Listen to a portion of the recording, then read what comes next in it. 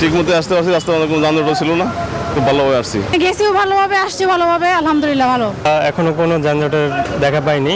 ঢাকায় আসছি আলহামদুলিল্লাহ অনেক ভালো, কোনো সমস্যা হয় নাই। সোমবার থেকে খুলছে সরকারি বেসরকারি অফিস আদালত। ঈদুল আজহার ছুটি শেষে ঢাকায় ফিরতে শুরু করেছেন নগরবাসী।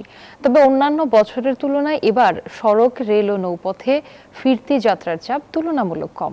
কারিগরি ত্রুটির কারণে বিলম্ব হয়েছে চট্টগ্রাম থেকে ময়মনসিংহগামী বিজয় এক্সপ্রেস।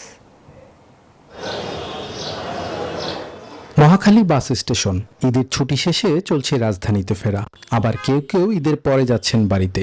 বাসগুলোতে যাত্রীদের চাপ স্বাভাবিক দেখা যায়, কাউন্টারগুলোতেও দীর্ঘ সারি ছিল না। যাত্রীরা সহজেই বাস থেকে নেমে গন্তব্যে যেতে পেরেছেন। ঠিক মতো আসতে পারছি, রাস্তার মধ্যে কোনো যানজট ছিল না, খুব ভালোভাবে আসছি। গেছিও ভালোভাবে, আসছি ভালোভাবে, আলহামদুলিল্লাহ ভালো। এখনো কোনো যানজটের দেখা পাইনি। ঢাকায় আসছি আলহামদুলিল্লাহ অনেক ভালো, কোনো সমস্যা হয় নাই। তবে যেহেতু অফিস আদালত খুলছে, তাই যাত্রী চাপ আরো বাড়বে বলছেন পরিবহন সংশ্লিষ্টরা। অফিস আদালত খুলে ফেলতেছে, 1 থেকে 2 তারিখের মধ্যে ওইদিকে চাপটা বেশি থাকবে। আগামীকাল থেকে 5 তারিখ পর্যন্ত আমাদের যে ঢাকার উদ্দেশ্যে যারা রংপুর থেকে আসবে, যাত্রীর চাপটা বেশি থাকবে। কমলাপুর রেল স্টেশনেও যাত্রীদের ভিড় দেখা গেছে। ঢাকায় ফেরা যাত্রীরা জানান, কিছুটা বিলম্ব থাকলেও ফিরতে পেরে খুশি তারা।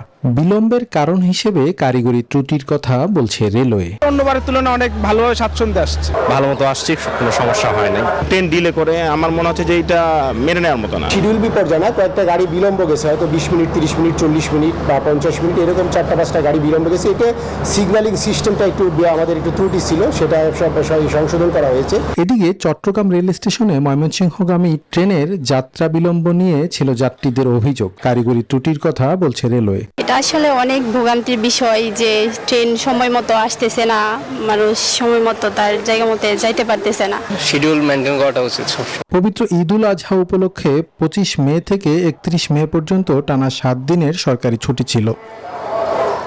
মাইদুল ইসলাম, নিউজ 24, ঢাকা।